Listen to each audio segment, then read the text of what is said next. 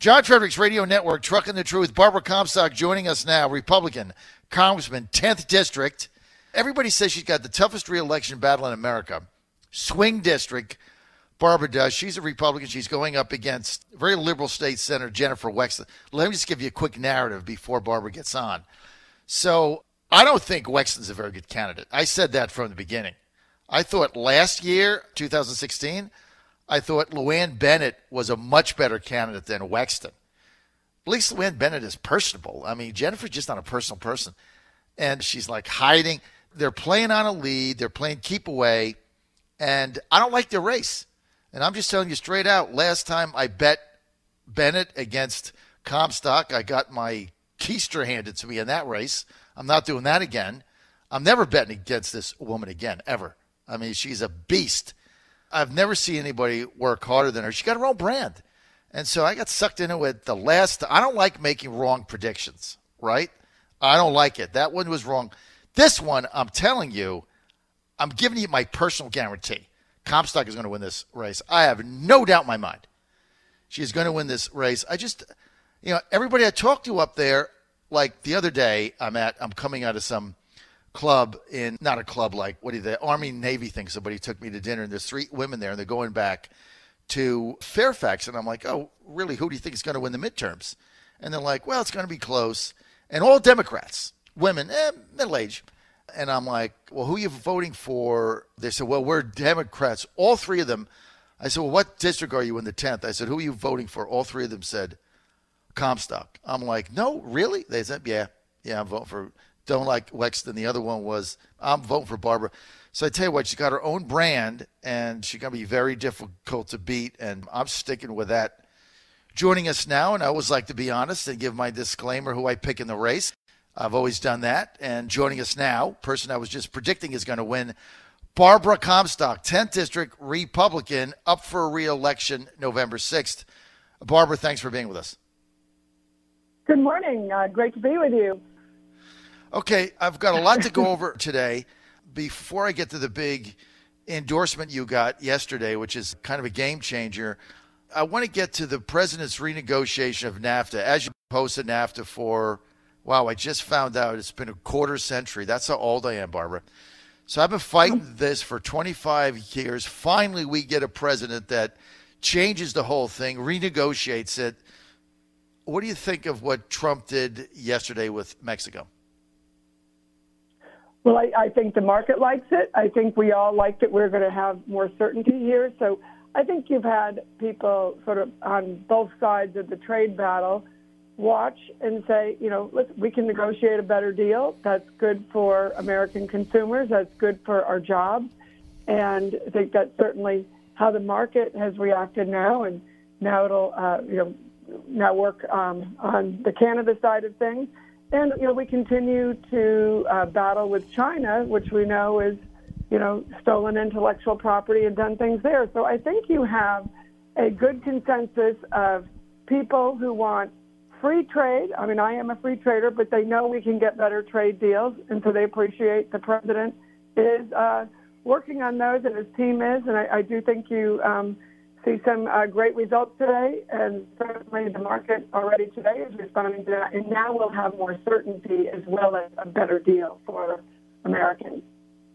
Okay, so it's like cats and dogs coming together, right? So you're a free trader. I'm a protectionist, so we're opposite ends of that. But we see eye to eye on this renegotiation of NAFTA, right? Yeah, a better deal. That's good for everybody. It's good for everybody. It's a better deal. It's better for us, better for U.S. workers, better for farmers, better for wages, better for manufacturing.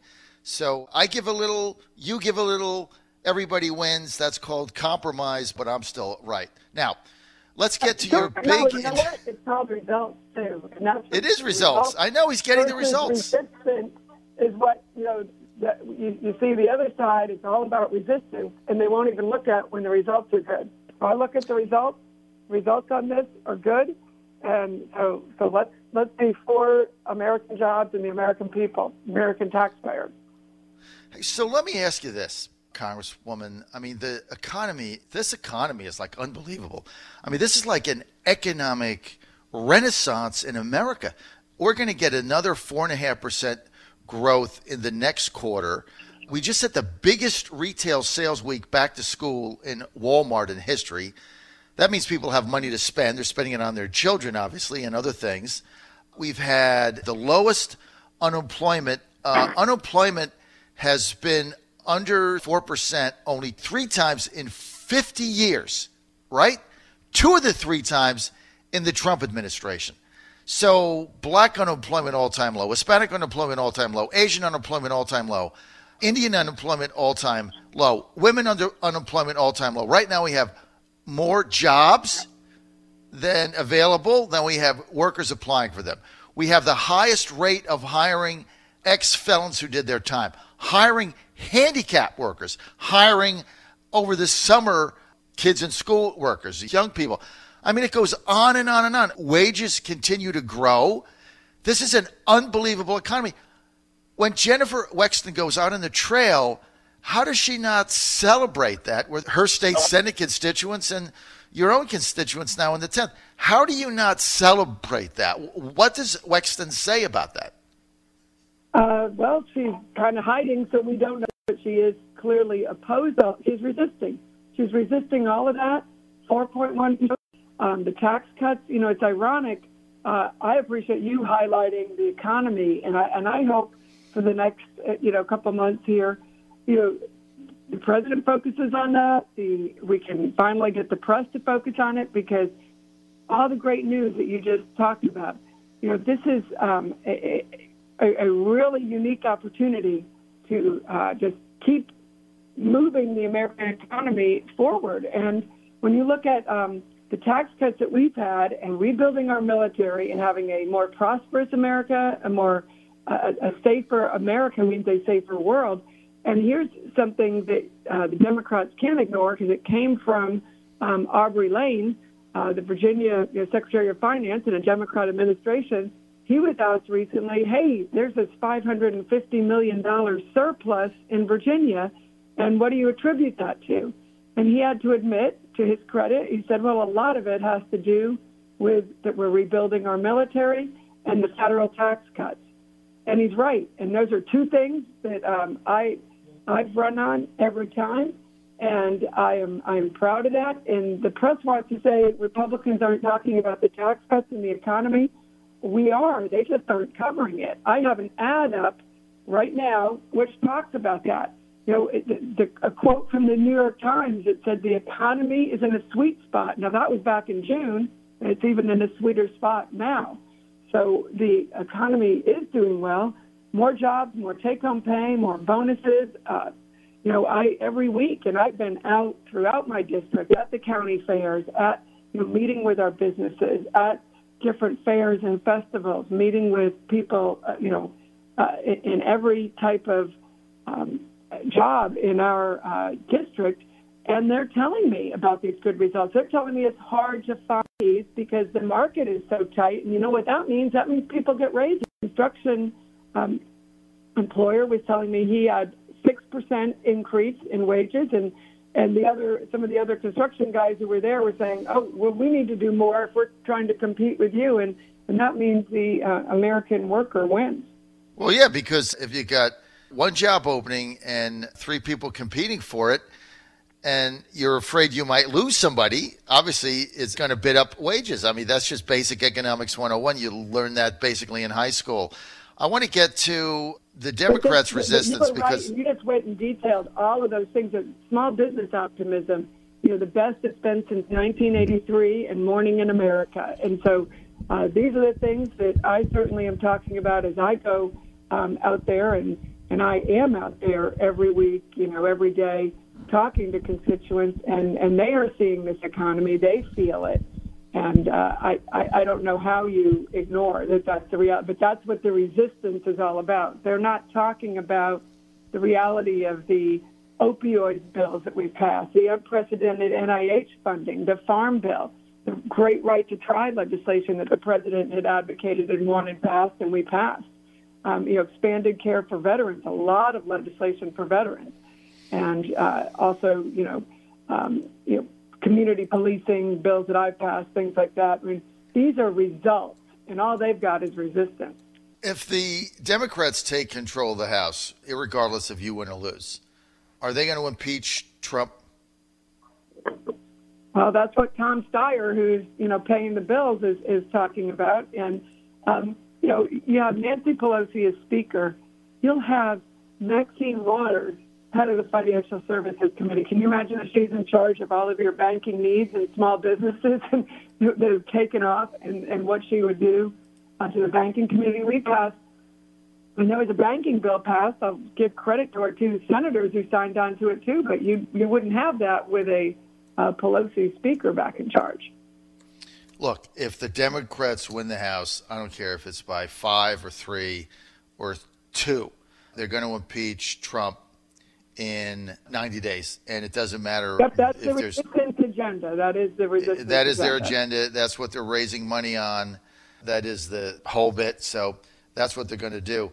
You really have to think about that. I mean, the Republicans' agenda is continue this phenomenal economy, make the tax cuts for people permanent, continue to get better jobs, get better wages, get better trade deals, keep peace. The Democrats' agenda is impeach Trump. That's basically what they're running on, because I can't get a Democrat to come on the air and tell me an agenda other than they hate Trump. And the fact of the matter is, if they don't hate him, then their base goes crazy because they don't hate him. So they're in a real dilemma. Look, Congress.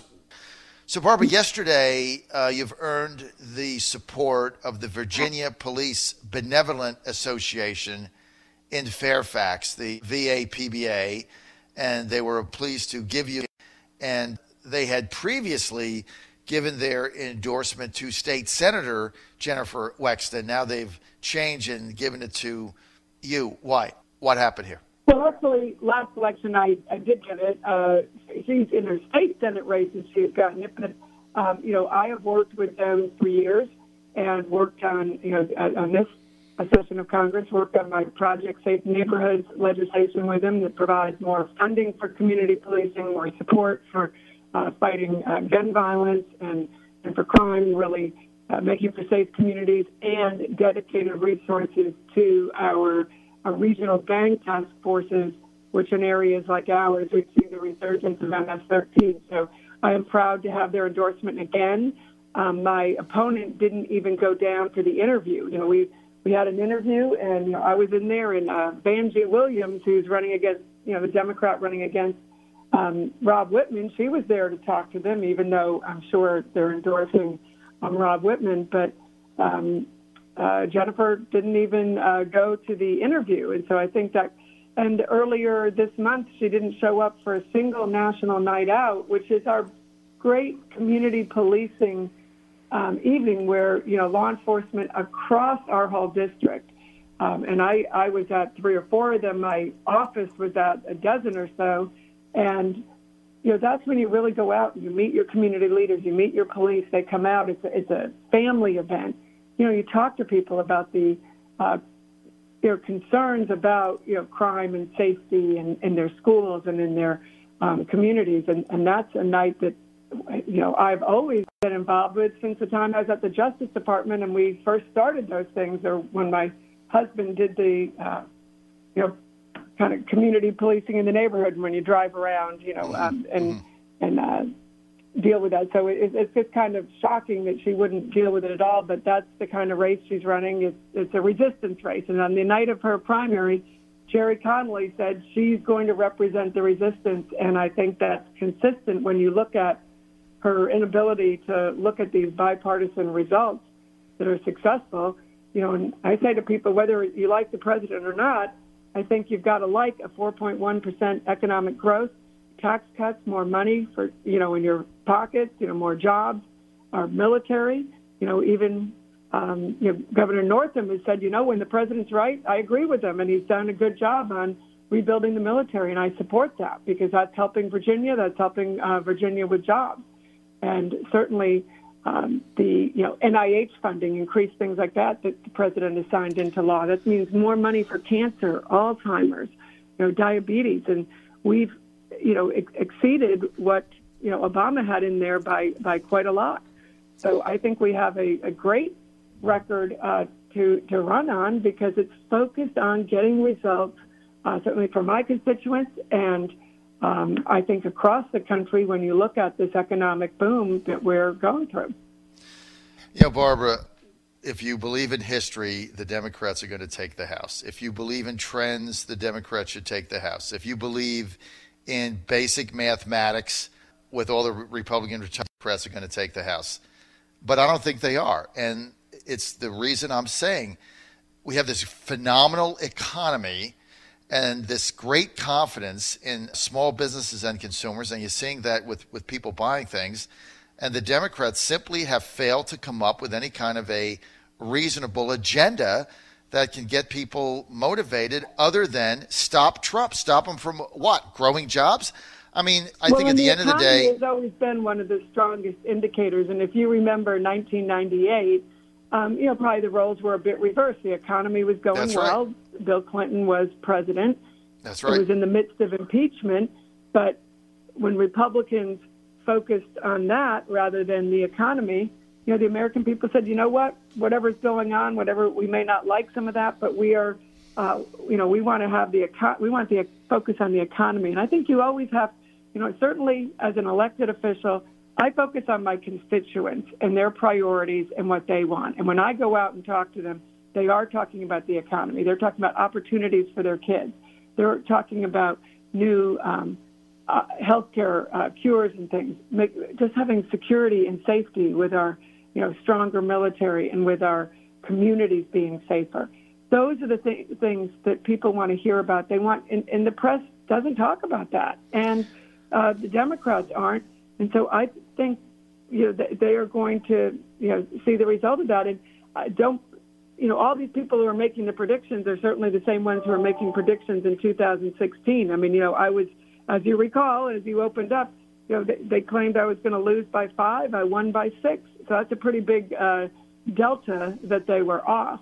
And I can tell you right now we're up in our internal polls, and I have never underperformed my internal polls.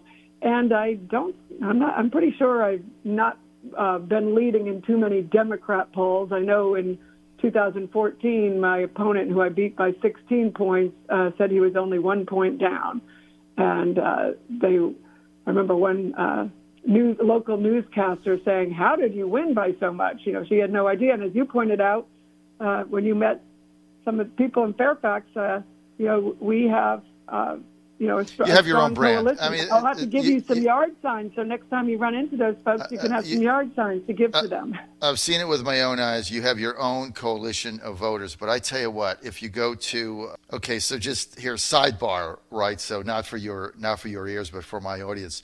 So if you go to Predict It right now, which is in D.C., you go to Predict It, they got Barbara at 21 cents on the dollar, right? This is like the best bet in 2000. This is like, they got her at 21 cents on the dollar. That means that for every 21 cents you put up, you can win $1. This is the best play for my listeners out there in 2018.